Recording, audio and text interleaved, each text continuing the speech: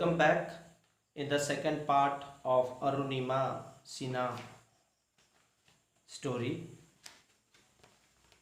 Let's begin. As part of her training, she had to climb smaller mountain which included the island peak. When she became the part of Tata Steel Adventure Foundations in 2012, she climbed smaller mountains as well as some of the island peak, that is certain height, that 6189 meter was the height of certain island peak. All find Arunima. This time it was the concerned voice of our instructor Susan Mahato, and she was trained under the instructor, her name Susan Mahato, which broke into her thought. Susan was accompanying her on the Everest mission as part of the Eco Everest expenditure sponsored by the Tata Group.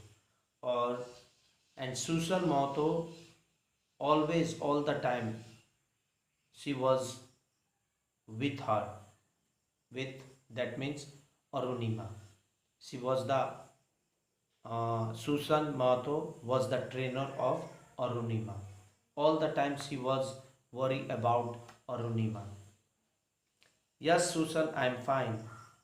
Brave words for as she entered what is known as the death zone, 8,000 meters above sea level. Her legs were refusing to obey her.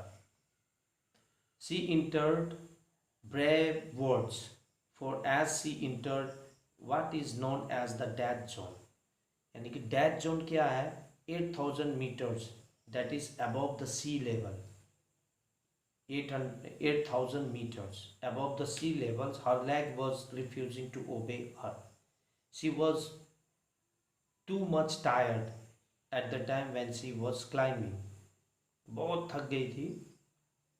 That उनका पाँव धीरे धीरे जवाब देने लग गया था. The death zone was, इसलिए उसको नेम दिया जाए death zone, because up to date 8,000 meters any climber when at that level reach, तो उधर पर एक ऑर्डिनरी व्यक्ति, जो कि एक साधारण व्यक्ति भी वहाँ पे जाकर थक जाएगा. Claimed the lives of many aspiring mountaineers. She was almost numb with pain, and each step was an effort as her artificial limb posed new problems. तो जब वो when she reached at the 8,000 meters above the sea level, उसके पाँव नम पड़ने लग गए, जिसमें कि कुछ जान ही नहीं है. तो उसके artificial limb post new problems, अलग अलग प्रकार के प्रॉब्लम दिखाने शुरू किया, क्योंकि वो बहुत ही ऊंचे हाइट में पहुंच चुकी थी. The terrain became very dangerous and difficult. और वहाँ पर terrain means land with a particular physical features. और जब वो 8,000 सर्टेन हाइट में पहुंची, तो वहाँ पर उस शिखर का that the physical features of that sharp steep, it was very very dangerous and difficult. बहुत ही कठिन है. यहाँ तक कि ऑर्डिनरी व्यक्ति भी उसको पार करने में उसे दिक्कत होती है. तो without having lost limb it's quite difficult to climb up. She saw dead bodies half buried in the ice, reminding her of those who had failed to reach their goals. Or she saw dead bodies half buried in the ice. तो वो क्या देखती है वहाँ पर, जो ऐसे ढलान पर जो चढ़े थे 8,000 above sea level पे, वहाँ पर वो उसने देखा कि ऐसे लोगों की बॉडी जहाँ पर she saw dead bodies half buried in the ice. उसने यही देखा, dead bodies half buried in the ice, आधा बर्फ में धसा हुआ. Reminding her of those who had failed. उसको याद आने लगा कि जो असफल हो गए टू रीच देयर गोल्स, लक्ष्य में, तो असफल होने वाले लोगों के बारे में उसको याद आने लगा. What she read about that. Seeing her struggle, the Sherpa again spoke. उसके संघर्ष को देखकर शेरपा फिर से कहने लगा, madam we should turn back, हमें वापस जाना चाहिए. No, that's not an options, Arunima replied. अब कोई उपाय नहीं है. There is nothing, I have decided already, I have to climb somehow, किसी भी तरह मुझे चढ़ना है करके. That she decided herself. I want to complete the climb today, मुझे आज ही पूरा करना है. Her artificial leg was constantly troubling her as it cut into the flesh on her leg. और उनके जो आर्टिफिशियल पाँव क्या कर रहे थे, बहुत ही परेशान कर रहे थे, और जिसके कारण से उनके थाई के स्किन थोड़े से कट गए थे. Sharp ridges rose over the icy slopes before her. She must climb over them step by step.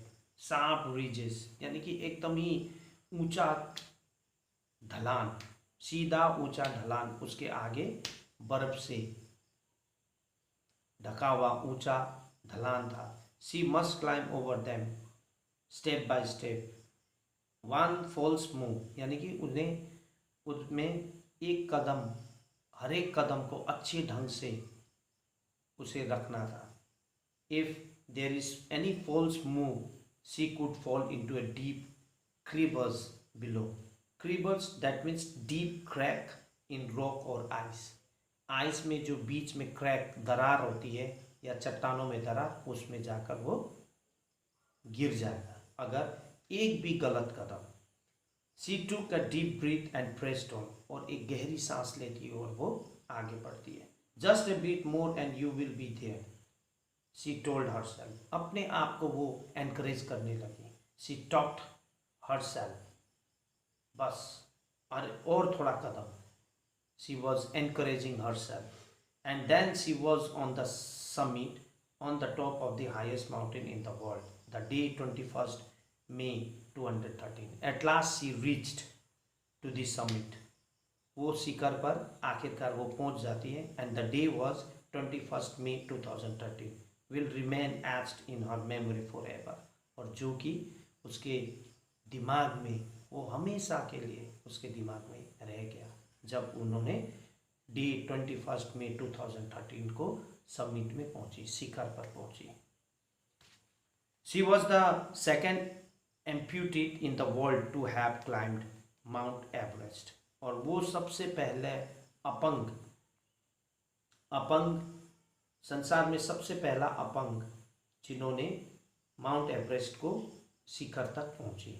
And she was the first lady in all over the world. The first being रोहंदा ग्राम from the first being have climbed Mount Everest in the world to have climbed Mount Everest, the first being Rohanda Gram from USA. Arunima was the first Indian who had dared to take on such a challenge.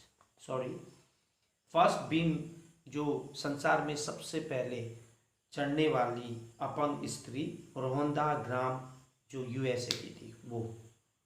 And from India Arunima Sinha was the first Indian lady who dared, जिसने हिम्मत किया, to take the challenge to climb the Mount Everest. Arunima proudly planted the Indian tricolor on top of the summit. और जैसे वो वहाँ पहुँची, she planted the tricolor, that means Indian flag. She also pushed a note, और वहाँ पर उसने एक छोटा सा नोट भी लिखा जिसमें कि thanks giving to God, almighty God, for helping her achieve her dream. उसको ये सफलता देने के लिए ईश्वर को वो धन्यवाद, that means thanks giving note that she wrote for almighty Lord. In December 2014, in a grand ceremony, the Prime Minister of India released the book Born Again on the Mountain, written by Arunima. और अरुणिमा ने ये कहानी लिखा था जो that we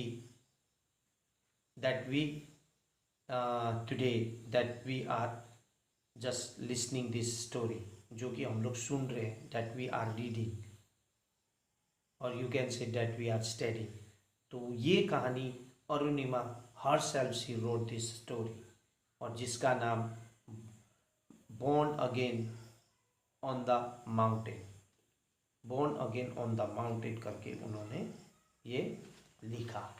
That's why the title of this story is based on writer who herself was the sufferer of that incident. So her experience, she wrote about her experience, what she felt on those days. In 2015, she was awarded the Padma Shri, the fourth highest civilian honor in India. उनको Padma Shri award से भी नवाजा गया. She was also honoured, उसको सम्मानित किया गया Tenzing Norgay awards 2016 में and the first lady award in 2018.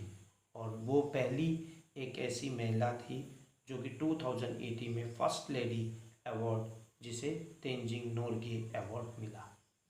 Arunima runs a non-profit schools for the underprivileged and specially abled children. Now, after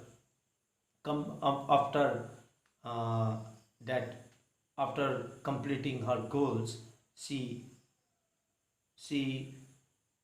served for specially abled children, जो कि अपंग बच्चों के लिए वो बिना किसी सपोर्ट के वो स्कूल चलाने लगी. द स्कूल शहीद चंद्रशेखर आज़ाद विकलांग खेल एकेडमी इज अरुणिमास लाइफ. तो यही अरुणिमास लाइफ के आधार पर ये स्कूल शहीद चंद्रशेखर आज़ाद विकलांग खेल एकेडमी करके नाम टाइटल उस स्कूल का रखा गया. The name of the school. Though the school does not yet have many facilities, हालांकि उस स्कूल में उतना फैसिलिटीज नहीं है, because it is under privilege, यानी कि बिना किसी सपोर्ट के वो चलाती है. Arunima is determined to take it great height someday. In her words, failure is not when we fall short of achieving our goals. It is when we don't have goals worthy enough. So she said some important messages to convey among the people that failure is not when we fall short of achieving our goals. It is when we don't have goals worthy enough. So what a marvelous thought that she did, and it's a wonderful moral for every living beings, for every people who just have become hopeless. To that particular persons that she conveyed the message that said about her life. I hope that you understood this story, and there is homework for you all. Do A, B, C. I repeat, page number 34 A, B, and page number 35 C. No need to do D. Thank you. Have a nice day, and see you in the next video. Till then, goodbye and take care.